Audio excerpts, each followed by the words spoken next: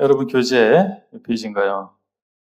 237페이지, 237페이지 제13장 말씀 묵상과 사경을 공부하겠습니다.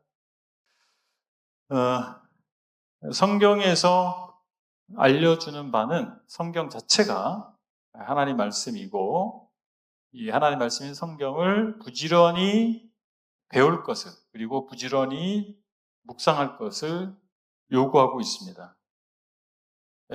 그러니까 이게 성경이 무엇인가에 대한 정의로부터 시작하는 거죠. 성경이 하나님의 말씀이라면 우리가 잘 알 필요가 있겠죠. 네. 그러니까 성경이 하나님의 말씀이라고 하는 개념은 우리가 참신자가 되는 데 있어서 너무나 중요한 첫 번째, 어떻게 보면 전제죠. 첫 번째. 성경이 하나님의 말씀이라고 하는 것을 믿지 않으면 성경에 기록된 인간이란 어떤 존재인지, 인간의 존재 이유는 무엇인지, 죄가 무엇인지, 구원이 무엇인지, 교회가 무엇인지 의미가 없어져요. 그렇죠? 네. 성경이 하나님의 말씀이라고 하는 것이 너무나 중요한 정의죠. 여기 계신 분들은 그런 문제는 다 해결이 되신 분이라고 보여집니다. 그렇다면 성경이 하나님의 말씀이라면 잘 알아야 되겠죠. 예수님 당시에 성경을 잘 안다라고 생각하는 대표적인 사람 중에 바리새인이 있었습니다. 그 성경을 읽어보신 분들, 신약 성경을 읽어보신 분들은 바리새인, 바리새파를 보시잖아요. 그 사람들은 나름 성경을 열심히 공부하고 성경대로 준행하려고 하는 무리였습니다. 그런 분파였어요. 그런데 그때의 가장 유능한 성경 교사라고 할 수 있었던 바리새인들이 예수님을 배척했단 말이에요. 예수님은 구약에 약속된 메시아로 이 땅에 오셨는데 구약 성경을 잘 이해하고 있다면 예수님이 메시아라고 하는 것을 알아볼 수 있었을 거예요. 그런데 당대 성경학자라고 했던 사람들이 예수님을 배척했단 말이에요. 그건 뭐예요? 이유가 뭘까요? 성경 연구에 심각한 결함이 있었기 때문에. 그러니까 나름 성경을 알고 있다라고 하는 것이 중요한 게 아니고 올바로 성경을 알아야 된다라고 하는 것입니다. 오늘날에도 성경을 잘 모르는 경우들이 있습니다. 교회 생활을 10년, 20년 하셨는데 성경을 한 번도 통독해 본 적이 없거나 66권이잖아요. 66권의 성경 중에서 한 번도 읽어보지 않은 성경이 있단 말이에요. 이게 정상은 아니죠. 다 하나님의 말씀이라고 우리가 믿는다면 다 읽어봐야 되잖아요. 그렇죠? 그런데 읽어본 적이 없는 경우도 많고 읽긴 읽었는데 그냥 쭉 읽어버렸어. 무슨 의미인지 모르고 그냥 읽어버렸단 말이에요. 말 그대로. 그럼 의미는 전달이 안 되는 거예요. 의미는 파악이 안 되는 거죠.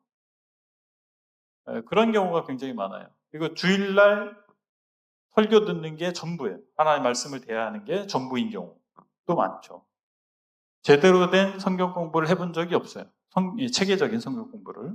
나름 그냥 성경 집에서 읽고 그냥 교회 와서 말씀 듣고 이 정도는 하는데 제대로 성경을 공부해 본 적이 없는 경우도 굉장히 많습니다.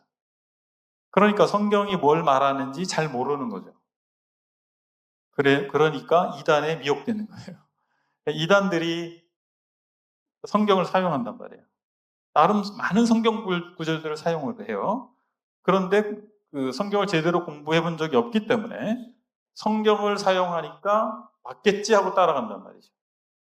그렇지 않겠어요? 교회 다니지 않는 사람들이 이단에 빠지는 경우보다는 교회 다니던 사람들이 이단에 빠지는 경우가 훨씬 많습니다. 왜 그렇겠어요? 그럴싸하거든. 이제까지 한 번도 제대로 성경 공부하지 않았는데 체계적으로 말씀을 막 제시해 주는 것 같으니까 그럴싸하게 느껴지는 거예요. 그래서 우리가 나름 서당계 3년이면 풍어를 잃는다고 교회 다니다 보면 익숙해져. 바리새인 이런 단어들, 성령, 영적이다, 이런 이 기독교적 용어와 표현에 익숙해집니다.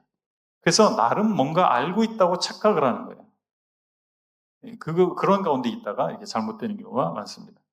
그래서 하나님 말씀을 제대로 우리가 개인의 삶에서 또 성경 공부를 통해서 알고 대해야 하기 때문에 이 시간이 중요합니다. 자, 묵상에 대해서 한번 볼까요? 하나님 말씀의 묵상. 묵상하다라고 하다로 번역된 원어, 히브리어 단어는 하가 시아흐라고 하는 단어가 묵상하다라고 번역이 됐는데, 직역하면 다양한 의미로 직역이 번역이 됩니다. 신음하다, 으르렁거리다, 새가 구구구구하다. 아침에 제가 걸어오다 보니까 산비둘기가 구구구구 하더라고요. 예, 말하다, 속삭이다, 중얼거리다, 명상하다, 숙고하다, 슬퍼하다, 뭐 이렇게 굉장히 다양한 의미로 번역될 수 있어요. 그래서 종합해 보면 깊이 생각한다는 거예요. 반복해서, 읊조리면서 깊이 생각하는 거. 그게 묵상하는 겁니다. 그래서 그냥 속으로만 하는 게 아니고 소리를 내는 거예요. 소리 내서 읽으면서, 반복해서 읽으면서 깊이 생각하는 거.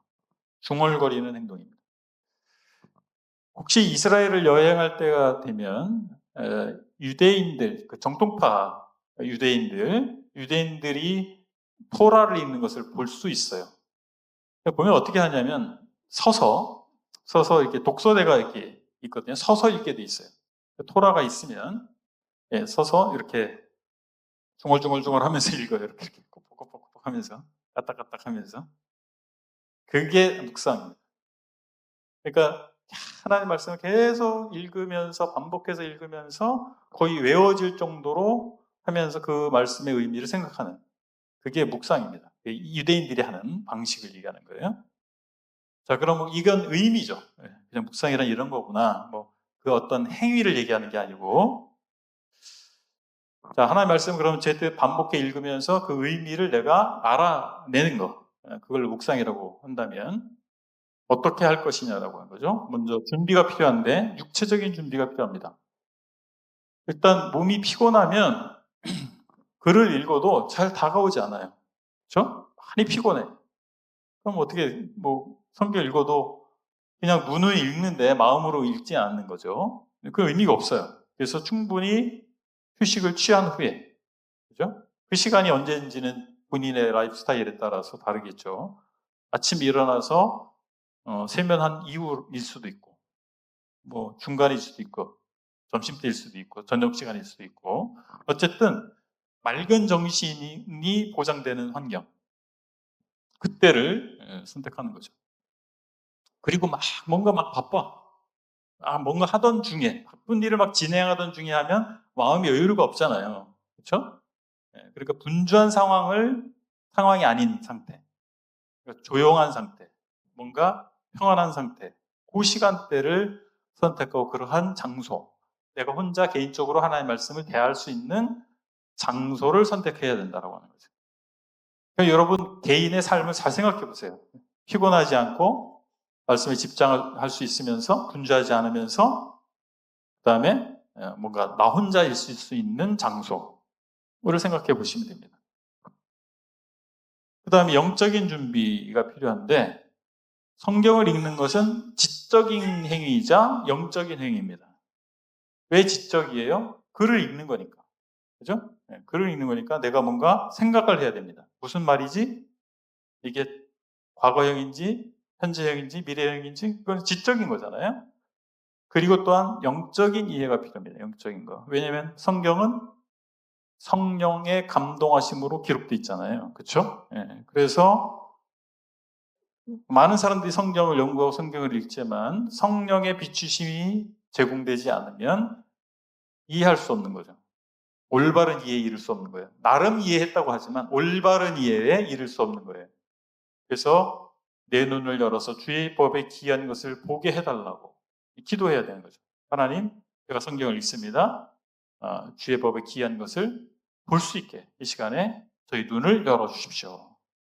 제 마음을 열어주십시오. 라고 하는 거죠. 그래서 성찰하고자 하는 마음이 필요하다라고 하는 것입니다. 그러면 이제 실제적으로 우리가 어떻게 말씀을 묵상할 것이냐인데, 첫 번째 관찰입니다. 3단계로 이루어져요. 관찰, 해석, 적용. 요 3단계로 성경을 읽는다라고 이해하셔야 돼요. 먼저 전제는 기도죠. 기도. 기도했어요. 그럼 이제 성경을 폈어요.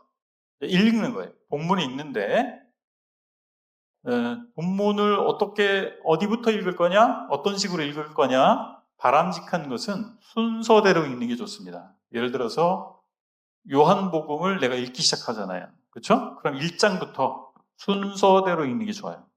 왜냐하면 성경은 원래 한 권이 아니었어요. 66권의 다른 책들이었어요. 그러면 요한복음 1장 읽다가 에베소서 1장으로 그냥 다시 넘어가서 읽고 그래도 큰 문제가 되진 않아요. 그런데 그럼 요한복음과 에베소서는 다른 책이에요. 그렇죠? 글쓴이도 다른 사람이에요. 그러니까 여기저기 읽으면 마치 여러 사람의 글을 여기저기 읽는 것과 같은 현상이 나타날 수 있겠죠.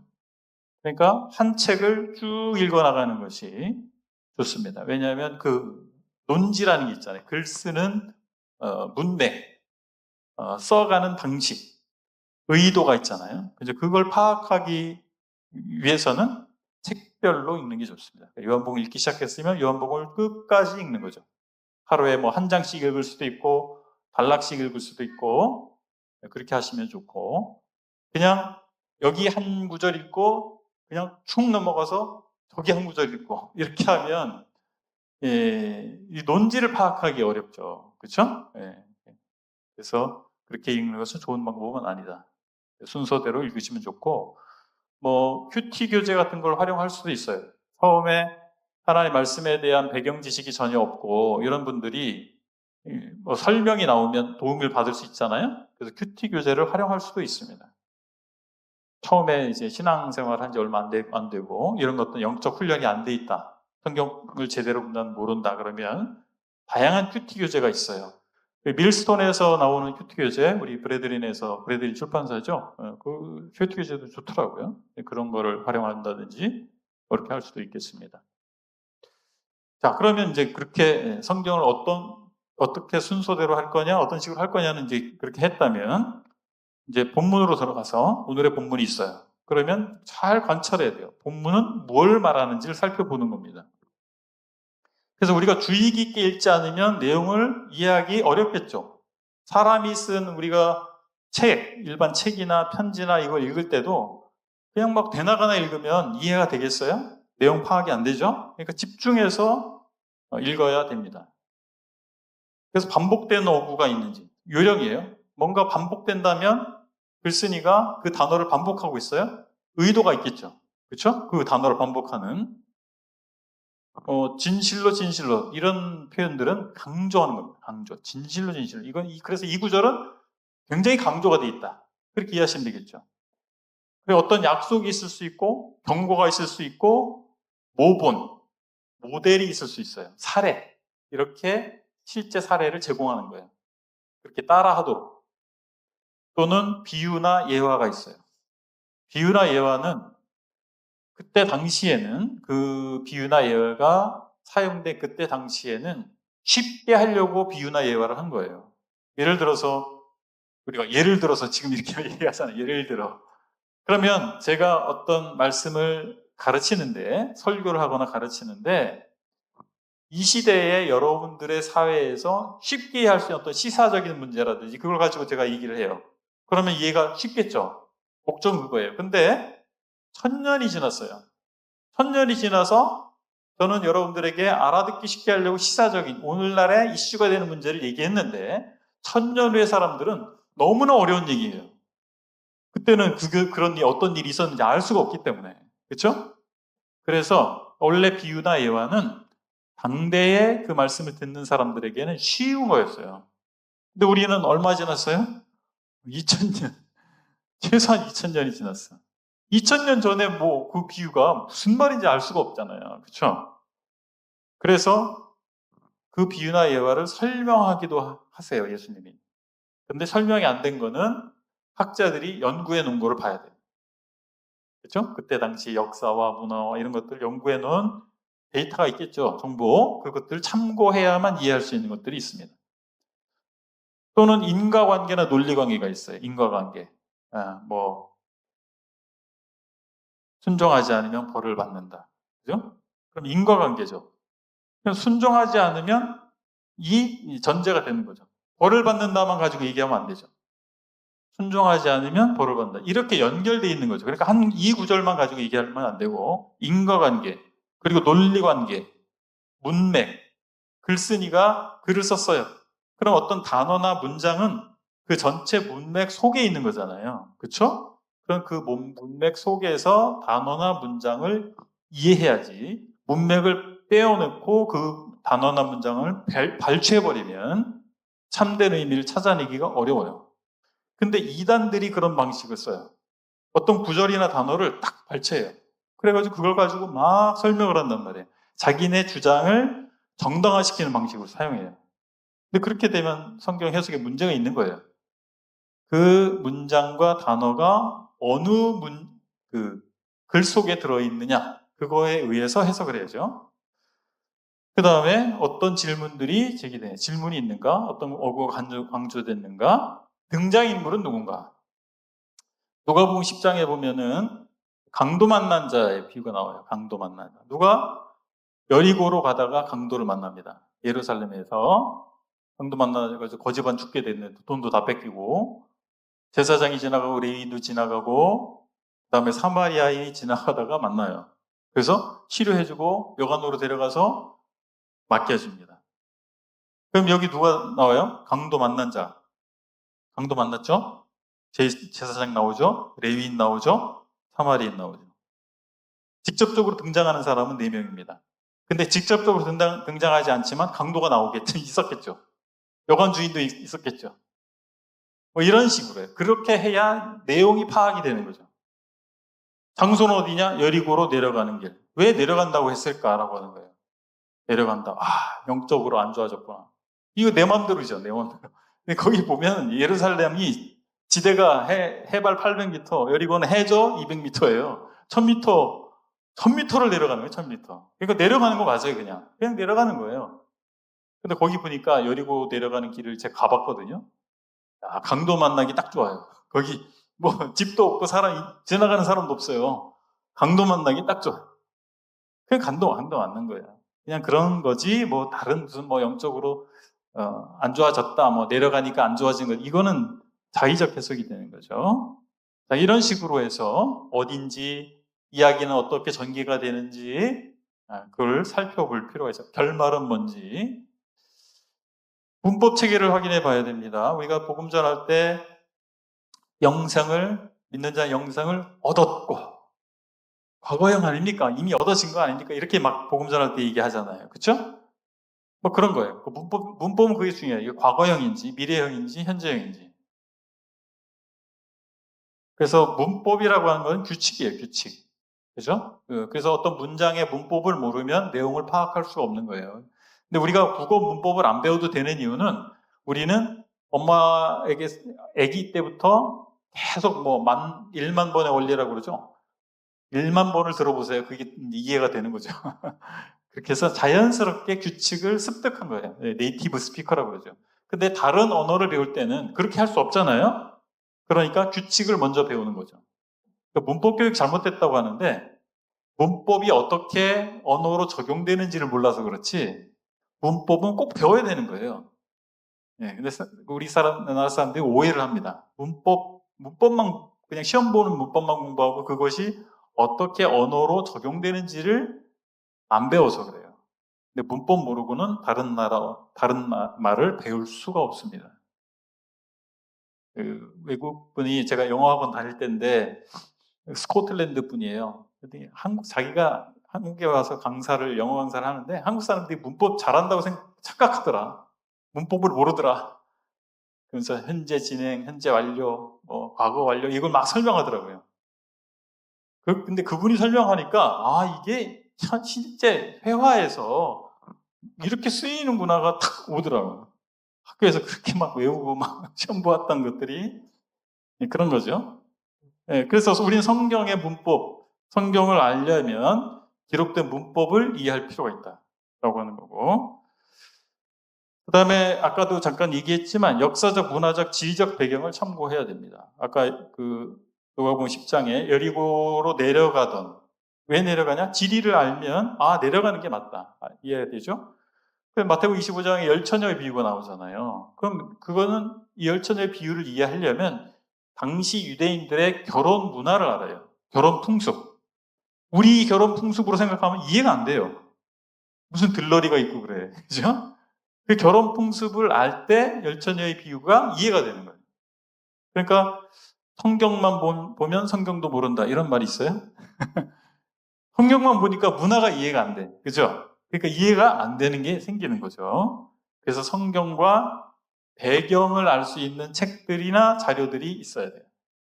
그래야, 이거 안타깝지만 어떡하겠어. 우리 유대인이 아니니까.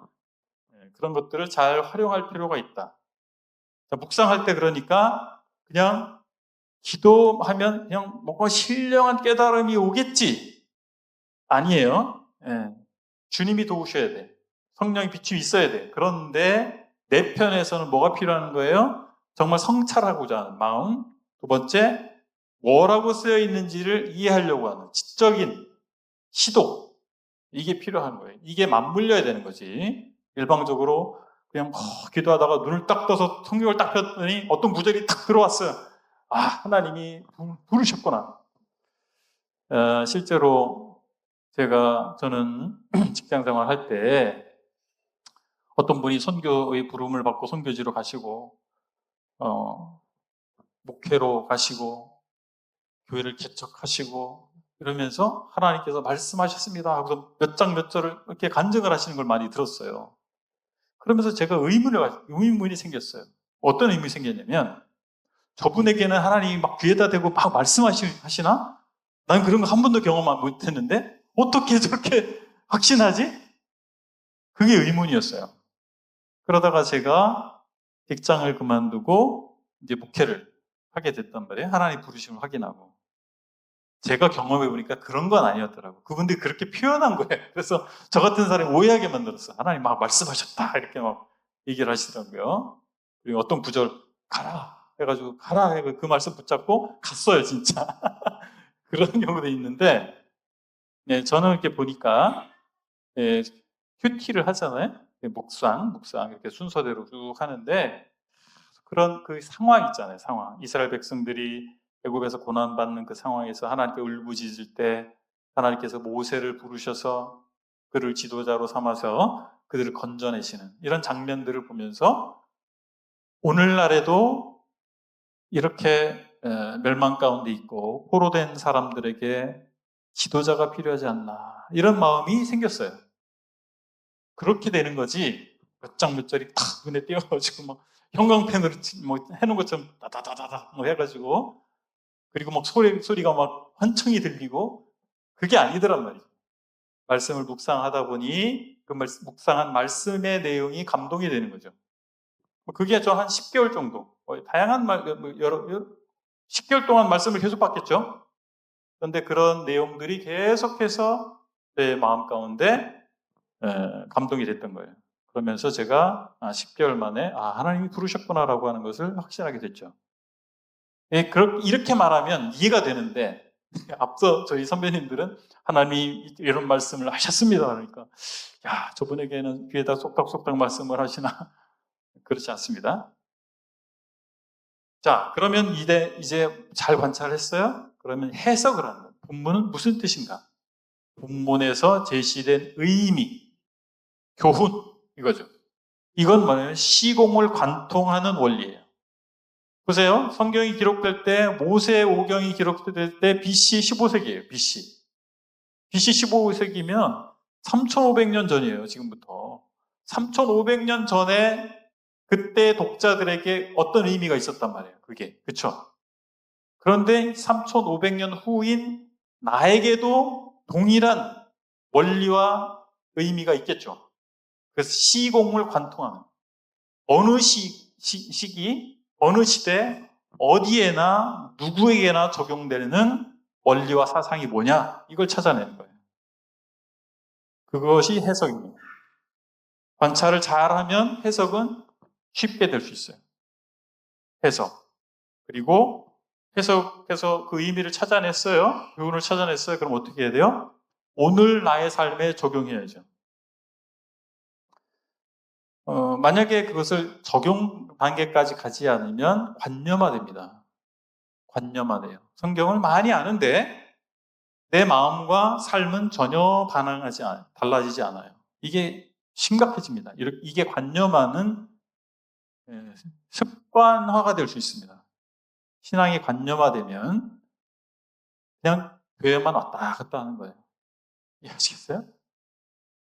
겉으로 볼 때는 아주 정상적인 기독교인이에요. 근데 교회만 왔다 갔다 하는 거예요. 하나님의 인도하심이 없어요. 하나님으로부터 받는 말씀도 없고 하나님께서 주셔서 내 삶을 내 내면부터 내 외면까지 성찰하는 게 없어요. 그 생명력이 없는 거죠. 화석화된다, 그죠? 관념화된 신앙을 다른 말로 화석화. 화석 보셨어요? 화석? 암모나이트 화석? 그 화석은 그 생물이 어떤 모양인지 그대로 잘 보여줍니다. 그죠? 근데 생명은 없어요. 그렇죠? 나뭇잎 화석, 생명이 없죠. 암모나이트 조개 화석, 생명이 없어요. 신앙이 관념화되면 화석화되는 거예요. 생동감이 없는 거예요. 적지 않은 그리스도인들이 화석화된 신앙을 갖고 있습니다. 관념화된 신앙을 갖고 있어요. 그냥 말씀 들어요. 그때 오케이, 나 아는 말씀이야. 성경 읽어요? 그래, 알아. 훌륭해. 그래, 하나님 위해서 살아야지. 이제 거기서 끝나는 거예요. 하나님께서 전도해야 된다라고 하는 말씀을 주셨다면 전도해야죠. 그렇지 않겠어요? 사랑하라는 말씀을 주셨으면 사랑해야지. 그런 거죠. 여기서 단절이 생기면 그것이 관념화가 되고 그것이 습관이 될 수 있다. 정말 위험한 거죠. 자, 우리가 적용할 때 무슨 약속을 주셨는가? 의지할 약속이 있는가? 내가 보니까 사면 초가야, 상황이. 근데 하나님 보니까 약속을 주신 게 있어요. 그 약속이 밝은 빛과 같은 거죠. 어둠 가운데 빛과 같은 거예요. 그래서 내가 그런 어둠 가운데 있는 그런 어두운 상황에서 내가 빛을 보고 기쁨을 찾을 수 있는 이것도 적용이죠. 따를 본이 있는가? 훌륭한 본. 순종할 명령이 있는가? 버려야 할 죄나 주의해야 할 경고가 있는가? 격려가 주어져 있는가? 취할 조언이 있는가? 주목해야 할 인격적 자질이 있는가? 이런 것들을 잘 살펴봐야죠. 얼마 전에 제가 그 역대하를 읽었는데 로호보암 왕이 잘못했어요. 솔로몬이 잘못된 실정을 했거든요. 근데 그 아들 르호보암이 그걸 좀 바로잡아야 되는데 더 잘못한 거예요. 그래가지고 나라가 쭉 부쪽이 났어요. 북왕국 이스라엘이 떨어져 나가고 그랬는데 그래도 르호보암 왕이 잘한 게 레위인들이 레위인 역할을 할 수 있도록 하고 하나님께 제사 드리는 거 그걸 계속 유지한 거예요. 북왕국이 어떻게 했냐면 우상을 세워놓고 우상 섬기는 제사장을 세우고 하나님 섬기는 제사장은 일자리를 빼앗아 버린 거예요. 그러니까 이 북왕국에 살던 경건한 사람들 그리고 제사장들 이런 사람들이 남왕국 유다로 다 넘어왔어요. 그거를 제가 보면서 하나님의 말씀대로 순수한 신앙을 지켜나가는 것이 확실한 대안이구나. 제가 그 생각을 했거든요. 이게 말씀 묵상의 결과죠. 그래서 저는 어떻게 적용했냐면 제가 목회자잖아요. 그러니까 이 교회를 정말 그렇게 해야 되겠구나. 지금까지 그렇게 해오고 있지만 나름대로 정말 하나님의 말씀대로 정말 순수한 공동체 그것이 한국이라고 하는 사회 또 한국 기독교의 확실한 대안이다. 그렇게 생각을 하고 그렇게 대안이 됐을 때 사람들이 우리 교회로 넘어오겠구나. 그렇게 되겠구나. 이런 생각이 들었죠. 이게 적용이 되겠네요. 그러면 저는 목회를 그렇게 하겠죠. 계속 이게 적용이 되겠습니다. 자, 이제 성경 공부죠.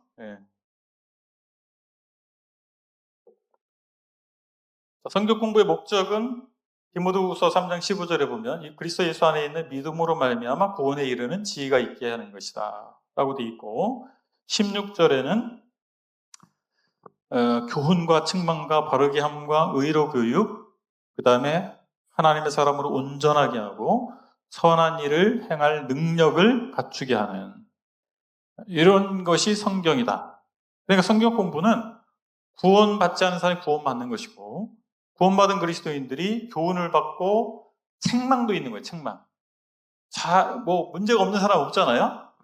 여전히 구원받았지만 삶에 교정이 필요한 것도 있죠. 그건 책망을 받는 거예요. 책망받고 무엇이 올바른 것인지 알려줘서 바르게 살도록 하는 것이고 의로워지도록, 삶이 의로워지도록, 그리고 온전해지도록 선을 행할 능력을 부여받는 이것이 성경 공부의 목적이다라고 하는 겁니다.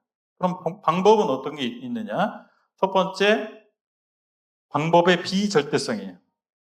이 말이 왜 필요할까라는 거예요. 이 말이 왜 필요할까? 보수적인 형제단의 분들은 오직 성경만으로 교회에서만 공부해야 된다라고 생각하는 분들이 있기 때문에 제가 이렇게 써놓은 거예요. 성경만, 그러니까 텍스트북, 교재를 성경 외에 다른 거 사용하면 안 돼. 성경만 갖고 공부해야지. 성경으로 성경을 이해해야지 라고 하는 입장. 다른 교재를 쓰면 안 될까요? 아니면 교회 외에 다른 교육기관을 해서 공부하면 안 될까요? 이게 여기서 이제 두 부류로 갈려지는 거예요. 입장 차이가. 그래서 전통적인 그리고 과거의 그런 그 제도화된 교회를 거부하는 입장에 서 있는 분들이 이런 것들을 굉장히 선호합니다. 성경 위에 다른 거, 인간의 글, 교재. 여러분들 교재 사용하고 있잖아요. 제가 쓴. 그 인간의 쓴 글은 유한하다. 맞아요. 그런데 성경만 갖고 공부하기에는 너무 어려워요. 그렇죠? 그래서 쉽게 풀어 쓰거나 성경에 다양하게 널려 있는 것들을 모아놓거나 이럴 필요가 있어서 교재를 사용하는 겁니다. 이것은 마치 그런 거죠. 성경에 보면 교사, 성경 교사의 은사가 나온단 말이에요. 은사. 영적 탤런트라고 할 수 있어요. 영적 재능, 뭐 이렇게 표현할 수 있는데 하나님께서 믿는 사람에게 각양 은사를 주시는데 그 중에서 교사의 은사가 있어요. 그럼 교사 은사를 받은 사람은 어떻게 했어요? 성경 66권을 똑같이 읽는데 더 잘 깨달아. 더 잘 깨달을 뿐만 아니라 쉽게 설명할 수 있어요. 그러면 성경을 그냥 쭉 읽어주는 게 설명이 아니잖아요. 요한복음 1장을 성경교사가 잘 풀어서 설명해줘요. 그러면 어떻게 돼요? 요한복음 1장이 주는 교훈은 첫 번째, 두 번째, 세 번째 하면 쫙 정리가 되죠. 그 자체를 글로 옮기느냐 말로만 하느냐 이 차이예요. 글로 옮기면 교재, 책이 되는 것이고 말로만 하면 그냥 강연이 되는 거죠. 그러니까 강연도 그럼 하면 안 되느냐? 그렇진 않을 거란 말이에요. 그런 분들이. 그러니까 그것이 이 글로 옮겼느냐 그렇지 않느냐의 차이일 수밖에 없다라고 하는 거죠. 그리고 지역 교회 외에 교육기관이 있으면 안 된다, 필요 없다라고 하는 입장도 있는데 지역 교회에서 배우면 좋죠. 그런데 미자립 교회들도 있잖아요. 그죠? 미자립 교회에서는 충분한 그런 은사자들이 확보가 안 돼요. 그러면 어떻게 할까요? 제대로 못 보이고 있죠. 그러면 각양 전문가들이 모여서 교육의 기회를 제공할 수 있다면 좋은 거죠. 그렇죠? 그게 우리 대표적으로 CTI라는 게 있지 않습니까? 그게 생겨날 때 반대가 많았어요. 바로 이런 이유 때문에 그래요. 그래서 방법은 절대적이지 않다. 이 말씀을 드린 겁니다. 그리고 보편적 원리와 특정한 방법을 구별할 필요가 있어요. 원리와 방법. 원리는 다양하지 않지만 방법은 다양하다. 방법은 바뀔 수 있으나 원리는 바뀔 수 없다. 라고 하는 게 같은 얘기입니다. 밑에. 성경으로 돌아가자라고 하는 것은 방법론을 얘기하는 게 아니에요. 우리가 예배 드리고 있잖아요. 우리가 기독교 형제단은 주의 만찬을 매주 하고 주의 만찬과 말씀을 예배로 하고 있잖아요. 그리고 근데 주의 만찬을 할 때 우리 어떻게 하죠? 떡과잔을 앞에 놓고 형제님들이 감사 막 하죠. 그러다가 마지막에 누군가 여기에 떡과 잔에 대한 감사하죠. 그런데 이렇게 하라고 성경에 나와 있나요? 지난번에 주일 만찬 할 때 얘기했지만 아니요. 그게 성경 어디에도 그렇게 하라고 나와 있지 않아요. 다만 우리 선배님들이 이렇게 하면 우리가 다 제사장인데 제사장으로서 이렇게 참여하는 예배가 되지 않을까라고 생각을 하셨고 그렇게 디자인했겠죠. 그리고 우리의 전통으로 내려오는 거예요. 그러면 이거는 우리가 지금 현재 좋으니까 계속 하고 있지만 바꿀 수 없는 그런 것이냐, 바꿔서는 안 되는 것이냐, 그렇지 않습니다. 이해하시죠? 그러니까 방법, 원리, 성경대로 한다는 것은 방법을 얘기하는 게 아니에요. 원리예요. 성경에는 차가 없으니까 차 타고 다니면 안 된다. 신약 성경에 악기를 사용한 일이 없으니까 악기를 사용하면 안 된다. 이게 방법을 자꾸 얘기하는 거예요. 그게 아니고 원리의 책이다라고 하는 거예요. 그래서 변화하는 시대에 적응해야 됩니다. 그래서 여전히 변하지 않는 원칙을 고수하면서, 그렇죠? 원칙을 고수하고 변화하는 시대의 것들을 사용해야 되는 거예요. 비행기가 나왔어요? 비행기 타고 가는 거죠. 가서 복음 전하면 되잖아요. 인터넷이 나왔어요? 인터넷을 사용해서 복음을 전할 수 있는 거죠. 인터넷이 나왔지만 신약 성경에 보니까 인편으로 다 서신이 전달됐더라. 인터넷 사용하면 안 된다. 그렇게 생각하는 사람은 없을 거예요. 그죠? 그런 거예요. 그러니까 다 원리가 마찬가지예요. 그래서 방법은 항상 바뀔 수 있다. 그 다음에 효과성과 효율성을 생각해 봐야 됩니다. 그래서 사용자 친화적인 접근이 필요합니다. 그래서 지금 성경 공부를 에스라 사경회가 2017년경에 시작된 것 같은데 지금 몇 년입니까? 2025년이죠. 몇 년 된 거예요? 산수가 요새 진짜 안 돼가지고. 근데 이 코로나 사태 이후에 줌이라고 하는 걸 활용하기 시작했어요. 그래서 지금은 지난주에 레위기 공부가 마쳤는데 109명이 참여를 했어요. 109명. 근데 현장에 참석한 분들은 한 10명 돼요. 나머지는 약 80여 명, 그죠? 80여 명은 온라인으로 계속 참여를 한 거예요. 그러니까 어때요? 집에서 퇴근하고 집에 와서 밥 먹고 참여할 수 있게 된 거죠. 예배당까지 안 와도 되는 거예요. 사용자 친화적이죠. 사용자 친화적. 성경 공부를 할 수 있는 굉장히 유용한 도구가 된 거죠. 불필요한 보수성을 그래서 탈피해야 됩니다. 그래서 지킬 것이 있고 바뀌어도 되는 게 있단 말이에요. 근데 어떤 것을 너무 지켜서 보수와 진보의 차이는 보수는 지켜야 된다. 이런 목소리고 진보는 개혁하자, 바꾸자 이거예요. 그러면 우리가 성경에는 보수가 있고 진보가 있는 거예요. 보수는 무조건 성경은 보수야. 성경을 믿는 건 무조건 보수야. 이렇게 얘기할 수 없는 거예요. 바뀔 게 있는 거고 지킬 게 있는 건데 그 구분을 못하면 문제가 되는 거죠. 융통성이라는 게 필요합니다. 융통성이니까 개혁적인 시도가 필요해요. 융통성이 없으면 문제가 됩니다. 근데 흥미로운 것은 우리가 나이가 들수록 융통성이 부족해지는 거 아세요? 네, 나이 들수록 융통성 부족해져요. 근데 그게 어쩔 수 없어요. 노화의 한 현상입니다. 그래서 저도 나이가 계속 먹고 있는데 융통성이 부족해지지 않으려고 노력해야 돼요. 융통성이 부족해져 가기 때문에. 그 다음 지역교회 내에서 공부하는 방법을 보면 교회 학교가 있죠. 청주교회 같은 경우 교회 학교가 있습니다. 어린이를 위한 교회 학교, 청소년, 청년을 위한 교회 학교가 있고 노년을 위한 교회 학교가 있습니다. 그 중간에 그러면 중년과 장년은 기혼 청년도 포함해서 소그룹으로 지금 우리가 하고 있죠. 그 다음에 지역교회 내에 특별 세미나가 있죠. 전도를 위한 세미나, 성교육 세미나, 가정 세미나, 종말론 세미나, 교회사 이런 성경 세미나가 있을 수 있겠죠. 그리고 소그룹 성경 공부가 있을 수 있겠습니다. 토론식도 가능하고 강의식도 가능하겠습니다. 그리고 지역교회를 벗어난 공부 방법이 있습니다. 교육기관을 하는 거예요. 교육기관에서 지금 한국형제단에는 CTI라고 하는 크리스찬 트레이닝 인스티튜트라고 하는 교육기관이 있는데 학위를 주진 않아요. 교육부 인가가 돼 있지 않기 때문에 학위를 주진 않지만 그 제자훈련 과정과 그 심화 과정을 다 하면 그 커리큘럼 상으로 보면 MDB라고 그 신학대학원에서 목회자들에 준하는 목회자들이 되기 위해서 공부하는 커리큘럼이 있어요. 그 정도의 커리큘럼을 공부하는 겁니다.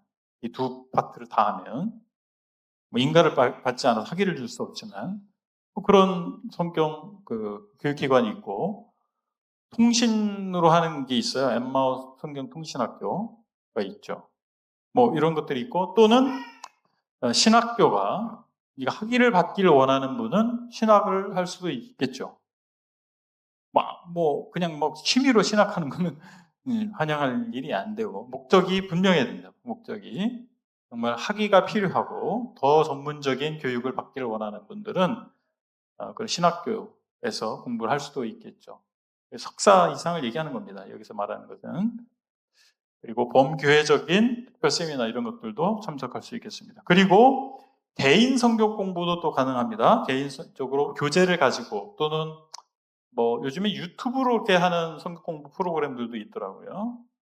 그런데 이제 이런 것들은 뭐 본인이 그렇게 충분히 나는 이거 정오를 분별할 수 있다. 뭐 그렇게 생각하시면 뭐 그렇게 하셔도 있겠지만은 안전한 방법은 교회 성경교사, 검증된 성경교사의 자문을 구할 필요가 있어요. 어떤 책을 또는 유튜브 뭐 이런 걸 개인적으로 공부하려고 할 때 괜찮은지 안전한지 그걸 좀 자문을 구하고 하시면 좋겠다 생각이 듭니다.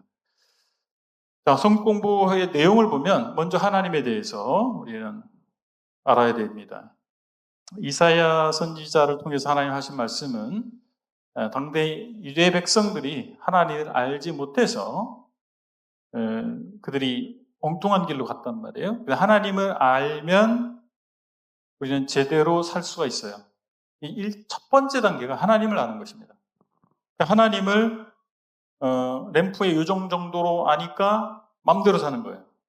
그렇지 않아요? 자기 위급할 때만 하나님 찾고 자기가 주인 된 삶을 여전히 살고 그렇게 되는 거죠. 하나님이 만왕의 왕이시다라고 하는 것을 제대로 안다면 그렇게 살 수 없겠죠. 그리고 그리스도가 중심 되심에 대해서 배워야 됩니다. 예수 그리스도께서 나의 주님이시다라고 하는 것이 성경에 기록이 되어 있죠. 그것을 배우는 거예요. 그래서 예수 그리스도를 영화롭게 하는 삶을 사는 것이 그리스도인의 삶이다 라고 하는 것을 배우는 것이고 우리 자신에 대해서 배울 필요가 있겠습니다. 우리 자신이 어떤 존재인가? 하나님의 형상으로 지음받았다. 지금 우리가 디모데 성경반에서 공부하는 내용들이 다 이런 부분이죠. 그런데 우리는 유한한 존재다라고 하는 거예요. 그래서 하나님이 나를 보호해 주셔야 되고 나는 하나님의 인도하심을 받아야 된다. 그리고 하나님이 창조한 가정에 대해서 또 하나님께서 우리 하나님 형상으로 지음받았다는 얘기는 우리는 사회적 존재라고 하는 거예요. 그래서 이웃과 어떻게 지내야 되는지 국가라는 게 존재하잖아요. 국가에 대해서 우리는 어떤 입장을 취할 것인가 경제, 돈 문제에 대해서는 어떻게 할 것이냐 이런 것들 다 배울 필요가 있겠죠. 그리고 교회에 대해서 공부할 필요가 있겠습니다. 크게 구교와 신교가 있죠. 가톨릭과 개신교가 있고 개신교 안에 수많은 교파들이 있잖아요. 그런데 내가 이 형제단이라고 하는 교회, 형제단에 속한 서청주교회에서 신앙생활하는 이유가 있어야 됩니다. 단순히 그냥 난 여기서 내 부모님이 이 교회에 다니셨으니까 부모 따라 다니고 내가 친구들이 여기 다 있으니까 그 정도 이유로는 좀 부족하죠. 교회가 무엇인가에 따라서 다양한 교파가 있는 거예요. 장로교회 교회론이 맞느냐? 감리교회 교회론이 맞는가? 이거죠. 아니면 형제단에서 얘기하는 교회론이 맞는가? 그거를 알고 그래 성경에서 말하는 교회가 장로교에서 말하는 게 맞네? 그럼 장로교에서 신앙생활 하는 거예요. 형제단에서 말하는 게 맞네? 그럼 형제단에서 신앙생활 하는 것이고 그게 필요하다라고 하는 것입니다. 그래서 우리가 교회에 대해서도 지난번에 공부했는데, 이제 시작하신 분들은 한 바퀴 돌면 교회를 공부하게 될 것이지만, 그래서 성경에서 말하는 교회는 무엇일까를 정확하게 알 필요가 있겠다라고 하는 것입니다. 그 다음에 성경의 각 책을 알아야 됩니다. 지난번에 레위기를 공부했는데, 레위기를 왜 공부해야 되죠? 레위기에 있는 내용들이 신약 성경에 많이 나옵니다. 전제라고요, 전제. 난 전제와 같이 부음이 돼도 좋다. 바울이 얘기했잖아요. 레위기 공부하신 분들 전제 금방 아시겠죠? 전제. 액체를 부어드리는 제사구나. 본제사가 아니구나. 바울이 뜻한 바가 나는 본제사가 내가 사역이 메인이 아니어도 돼. 난 그냥 곁들여 드리는 것으로 평가돼도 난 상관없어 라고 하는 바울의 표현이잖아요. 그게 이해가 되는 거죠. 성경의 각 책을 다 알 필요가 있습니다. 그래서 창세기부터 요한계시록까지 여러분이 만약에 뭘 하나 공부한 적이 없다, 어떤 책은 기회를 얻으셔야 돼요. 기회를 얻어서 공부하시기 바랍니다. 그래서 성경을 대하는 사람들이 잘못된 길로 가는 이유는 성경을 올바르게 배우지 못했기 때문에 그래요. 성경 66권에 정통하면 잘못될 수가 없습니다. 제대로 배웠다면. 그렇게 믿습니다. 그 다음에 성경을 통해 배운 내용이 이제 실천적으로 적용이 돼야 됩니다. 영적 원리를 찾아내서 내 삶을 바꿔야 되죠. 내 내면을 바꾸고 내 삶을 바꿔야 되겠습니다. 성경에 나타난 부정적인 사례들을 보고 나는 그렇지 말아야지. 긍정적인 사례를 보고 나도 그래야지. 이렇게 배워야 되겠죠. 그리고 어떤 사례나 약속들이 우리 상황에 직접 적용할 것인가 여부를 잘 분별해야 됩니다. 직접 적용할 거냐 아니냐. 그걸 잘못하면 하나님이 그렇게 말씀하신 게 아닌데 곡해해서 그런 것처럼 생각하고 잘못 행동할 수도 있잖아요. 그렇죠? 직접 적용할 게 있고 그렇지 않은 게 있어요. 그냥 교훈적으로만 적용할 것이 있단 말이죠.